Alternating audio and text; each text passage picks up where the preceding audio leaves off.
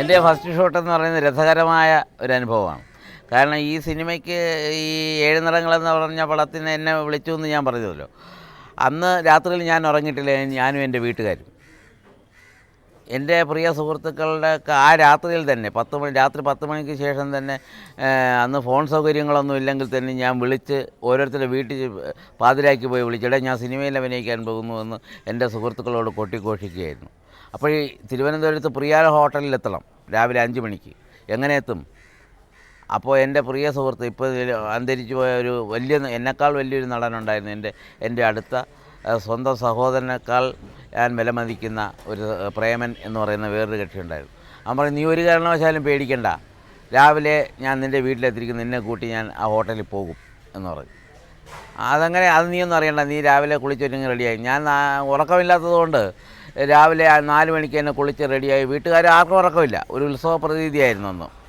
ആദ്യമായിട്ട് സിനിമയിൽ അഭിനയിക്കാൻ പോകുന്നത്. അന്ന് നോക്കിയപ്പോൾ ഒരു 4-4:30 മണിയായപ്പോൾ ഈ പ്രേമൻ എന്ന് പറയുന്ന കക്ഷി അവിടെ ഒരു മുറുക്കാങ്കടയിൽ വാഴക്കൊല കെട്ടിക്കൊണ്ടുവരുന്ന ഒരു ലോഡിങ് സൈക്കിളിൽ എൻ്റെ വീട്ടിൽ വരികയായിരുന്നു. എൻ്റെ വീട്ടിൽ വന്ന് എൻ്റെ ഒരു ചെറിയ ബാഗും ഇരുത്തി ഈ ലോഡിങ് സൈക്കിളിൽ എന്നെ ഇരുത്തി ചവിട്ടി ഈ പ്രിയ ഹോട്ടലിൽ കൊണ്ടാക്കുകയായിരുന്നു. 5 മണിക്ക് ഞാൻ ഹോട്ടലിലെത്തുമ്പോൾ എന്നോട് പറഞ്ഞു, മേളിൽ ഡ്രസ്സിങ്ങിന് വേണ്ടിയിട്ടുള്ള അളവെടുക്കാൻ ചെല്ലാൻ പറഞ്ഞു. അങ്ങനെ അളവെടുത്തു.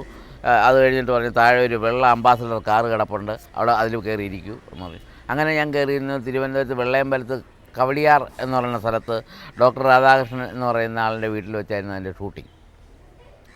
ഫസ്റ്റ് ഷോട്ട് തന്നെ ഞാനും ബഹദൂർക്കായിട്ടുള്ള ഷോട്ടെന്ന് പറഞ്ഞാൽ ഞാൻ ആ വീട്ടിലെ ബാല്യക്കാരനായിട്ടാണ്. അപ്പോൾ ഈ കാറ് കഴുകുന്ന ഷോട്ടാണ്. ബഹദൂർക്ക് അതിലെ ഡ്രൈവറാണ് അവരുടെ. അപ്പോൾ കാറ് കഴുകുന്നതിൻ്റെ രീതി തന്നെ ഒരു വ്യത്യസ്തമായിരുന്നു. കാറിൻ്റെ ടോപ്പിൽ കമഴ്ന്ന് കിടന്ന് ഗ്ലാസ് കഴുകുന്നതാണ്. അപ്പോൾ ഈ ഗ്ലാസ് കഴുകുന്നതാണ് ഷോട്ട്. പക്ഷേ സാറ് റിഹേഴ്സലൊക്കെ തന്നു കഴുകുന്നതൊക്കെ എടുത്ത് ഞാനും പുള്ളി ബഹദൂർക്കായിട്ട് ഇങ്ങനെ ഡയലോഗുകൾ പറയുന്നു. അങ്ങനെ ഇതിനിടയ്ക്ക് എൻ്റെ മനസ്സിൽ ഉദിച്ച ഇവരെന്ത് ധരിച്ചാലും വേണ്ടില്ല എന്ന് എൻ്റെ ഒരു കോൺട്രിബ്യൂഷൻ അതിൽ ചേർക്കണമെന്ന് എഴുതി ഗ്ലാസ് തുളച്ചുകൊണ്ടിരിക്കുന്നതിനിടയ്ക്ക് കൈ ഊന്നി മേളിലോട്ട് എണീക്കാനുള്ള ശ്രമത്തിനിടയിൽ നമ്മൾ ഗ്ലാസ്സിൽ കൈ തെന്നി നേരെ താഴേക്ക് പോകുന്ന ഒരു ഷോട്ട്. അതാരും പറയാതെ തന്നെ ഞാൻ ചെയ്യുകയും ഡയറക്ടർ ഉൾപ്പെടെ കൈയടിച്ച് ചിരിക്കുകയും എന്നെ വന്ന് വളരെയധികം അഭിനന്ദിക്കുകയും ചെയ്ത ആ സംഭവം എൻ്റെ ജീവിതത്തിൽ ഒരിക്കലും മറക്കാനൊക്കാത്ത സംഭവം. ഫസ്റ്റ് ഷോട്ട് ഒരു റീടേക്കും ഇല്ലാതെ തന്നെ എനിക്ക് എടുക്കേണ്ടി വന്നു. അതുകൊണ്ട് തന്നെ അവർക്കും സിനിമയിലുണ്ടായിരുന്നവർക്ക് എന്നെ വിളിച്ച് പ്രത്യേകം അഭിനന്ദനങ്ങളുമൊക്കെ ചൊരിയുന്ന ഒരവസ്ഥ ഉണ്ടായിട്ടുണ്ടായിരുന്നു. ഫസ്റ്റ് സംവിധായകൻ എന്ന് പറയുമ്പോൾ എനിക്ക് ജെ.സി. സാറിനെ മറക്കാനൊക്കില്ല. പിന്നീട് അദ്ദേഹത്തിൻ്റെ പടങ്ങളിലൊന്നും അഭിനയിക്കാൻ എനിക്ക് പറ്റിയിട്ടില്ല. അദ്ദേഹം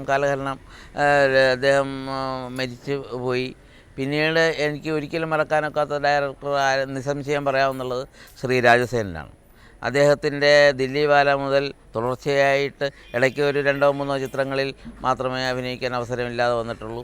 എങ്കിൽ തന്നെയും കഴിഞ്ഞ സ്മോൾ ഫാമിലി വരെ ഞാൻ അദ്ദേഹത്തിൻ്റെ ചിത്രങ്ങളിൽ അഭിനയിച്ചത് കൊണ്ട് തന്നെ, എന്നെ അഭിനയിപ്പിച്ചത് കൊണ്ട് തന്നെ എനിക്ക് ആ സംവിധായകനെ ഒരിക്കലും മറക്കാനൊക്കില്ല. എനിക്ക് ഗാനരംഗം ഞാൻ ആദ്യമായിട്ട് അഭിനയിച്ചത് കല്യാണരാമൻ എന്ന ചിത്രത്തിലാണ്. കല്യാണരാമൻ എന്ന ചിത്രത്തിൽ ഞാൻ പാടി അഭിനയിക്കുകയായിരുന്നു. ആ ചിത്രം, ആ സീന് ഷൂട്ട് ചെയ്യാൻ വേണ്ടിയിട്ട് ഒരു സ്റ്റേജ് ഷോയ്ക്ക് വേണ്ടി ഡൽഹിയിൽ തലേ ദിവസം ഇവിടുത്തെ ഷൂട്ടിങ്ങിനിടയിൽ ഡൽഹിയിൽ ഒരു സ്റ്റേജ് ഷോ പോകാൻ ഡയറക്ടറിൽ നിന്ന് അനുമതി വാങ്ങിക്കുമ്പോൾ ഡയറക്ടർ പറഞ്ഞു, എവിടെ പോയാലും കുഴപ്പമില്ല, പക്ഷേ ഈ പാട്ട് നാളെ പ്രേമനെ വെച്ച് തുടങ്ങാനിരിക്കുകയാണ്, അതുകൊണ്ട് പ്രേമൻ എത്തണമെന്ന്. അങ്ങനെ രണ്ടും കൽപ്പിച്ച് ഞാൻ ഡൽഹിയിൽ പോവുകയും അവിടെ പ്രോഗ്രാം അവതരിക്കും പാതിരായ്ക്കുള്ള ഫ്ലൈറ്റിൽ തിരിച്ചു വരികയും കൃത്യസമയത്തിന് ഈ പാട്ട് സീൻ അഭിനയിക്കുവാൻ ഉള്ള അവസരം ഞാൻ തന്നെയാണ് ആ സീനിൽ പാടിയിരിക്കുന്നത്.